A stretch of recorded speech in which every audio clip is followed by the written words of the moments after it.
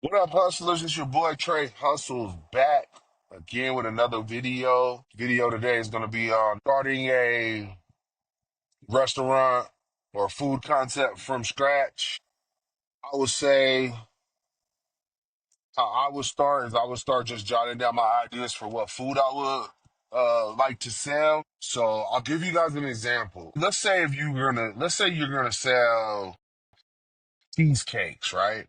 Something that's easy, right? Let's say you were gonna start selling cheesecakes.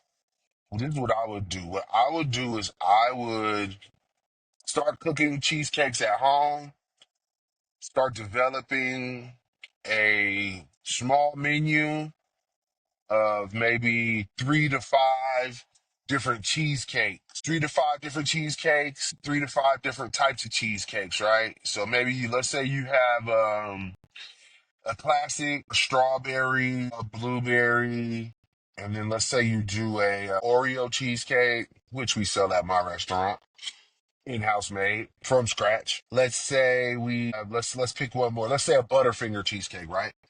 So what you're gonna do is you're gonna start developing them. You're gonna either I don't know, get a recipe from your grandma or your mom or your aunt or from online and bake that cheesecake. Um, See if you like the how the recipe comes out. If the recipe comes out good, then what I would do is maybe give it a little bit of proprietary ingredient that's gonna like separate it from being just that recipe or whatever. But you can use the recipe straight up if you want. It doesn't really matter. And you are developing the product. I would say make sure you write down and keep really good notes and write out the recipe every time. Any tweaks that you make to each recipe, make sure you write those down and write down any notes, anything, any ideas you get, make sure you jot them down too. Let's like maybe trying a different quality of any ingredient, you know what I'm saying? Try a couple different cream cheeses, try different flavorings and stuff like that. And then once you get your recipes on lock, you know, you think you got a good product, and what I would do is I would go to the phase where I start testing the product on family and friends. Um, and then what I would do is bake up some cheesecakes, maybe get some containers and cut the cheesecakes up, and then I would go ahead and put the branding if you want. You can go ahead and start playing around with your packaging and your branding as well, so you can ask questions about that, which is the next step, which is like feedback, right? So you want to get feedback after you distribute the samples. You know, you might want to even go as far as to just um, make a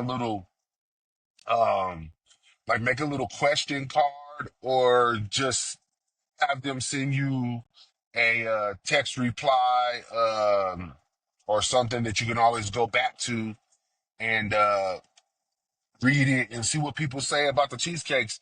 You know what I'm saying? And then what I would do after I test like friends and family, what I would do also is join like a foodie group in your area and offer some free tasting samples to some of the members in the group, some of the influential members in the group, and make sure you have your branding and everything together, because they might make a post, they might like it so much, they might make a post and go ahead and start giving you a little bit of marketing. Um, and you should also have your social medias and stuff set up for this stuff, and just put like coming soon and stuff and things of that nature on there. And then what I would do is as you get that feedback from those people, then you know like what you might want to tweak. And then once you get out of that phase and you feel like you've got a solid product, your recipes are good, your packaging is good, then what I would do is I would go and find a commercial kitchen that'll let you like rent time in the kitchen, and then also give you some storage space as well, like in a refrigerator. Some of the commercial kitchens, they will give you a it'll give you like, where you can rent like a shelf in a walk-in cooler. You know what I'm saying? So Once you do that, then you'll be all legit and everything, and you can go ahead and actually get your food license from your local authority. And you need to see what the process is for your area as far as starting a food business. Like in my area, you got to go to the health and environment department, and you have to fill out a form, and you have to pay $500. You know what I'm saying? I actually got to renew mine this week. Um, in my area, once you've had it, it goes down to $350 just for the renewals, and then once you um, get set up, you get access to the online portal, and you can just do it digitally. So you just log in, pay the money, hit the renewal, put your information or whatever. They ask you if any ownership has changed, or they ask you a few little questions. I think it's like an ownership change and blah blah blah, whatever, location, blah blah blah, whatever. They just want to make sure all the information is pretty much the same and stuff, and then you set it all up. But check your local area, what it takes to start a food business, and then um, once you do that, then the commercial kitchen should already be like approved as far as they go. So you should be getting like your license to operate within that commercial kitchen. Um, and then what you're gonna do is um basically set up your sales channels, however you're gonna do your sales, which I could probably do another video on setting up the sales channels and whatnot.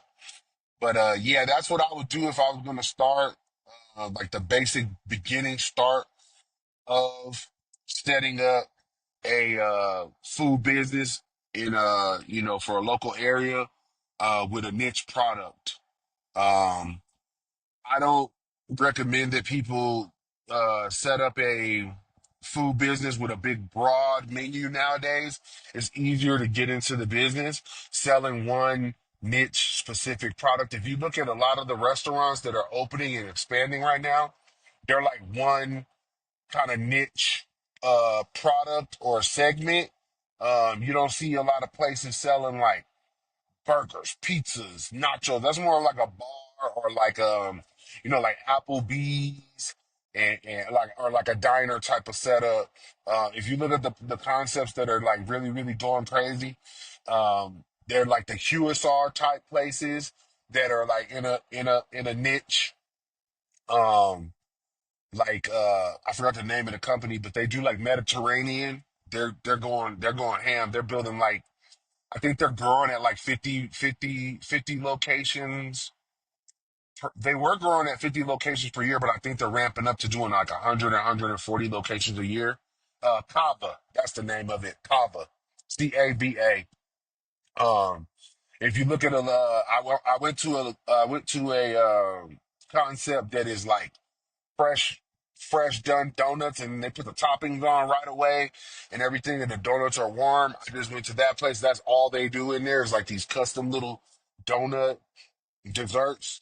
The cookie places are blowing up. Look at Crumble. Look at all the independent cookie places. Um, so I mean, yeah, I would say like find you a niche product, like you just sell hot dogs, you know what I'm saying? Just specializing in hot dogs. You know what I'm saying? You might need a food truck for that one, but like I said, the cheesecake one will work if you just go get a commercial kitchen and then you can set it up and you can just do the orders, you can just deliver the orders yourself, you know what I'm saying, at first.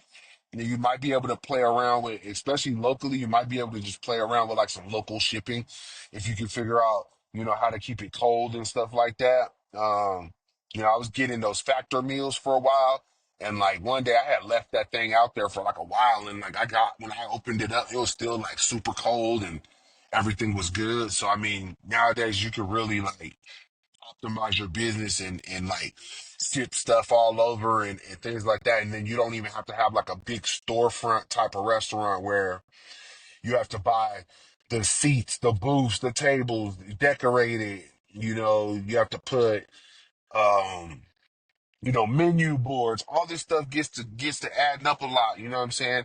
So if you were to do like something simple like a dessert or like a specialty product, specialty food product, then you would be able to save a lot of the entry costs and be able to start making an income pretty instantly. So yeah, I think that's about all I have on that just initial starting point of it. I'll do another video maybe tomorrow where I talk about like the next steps after you get into the commercial kitchen and you've done the samples and everything like that, and then how I would go about like getting the first initial set of customers. All right. It's your boy Trey Hustles. Peace.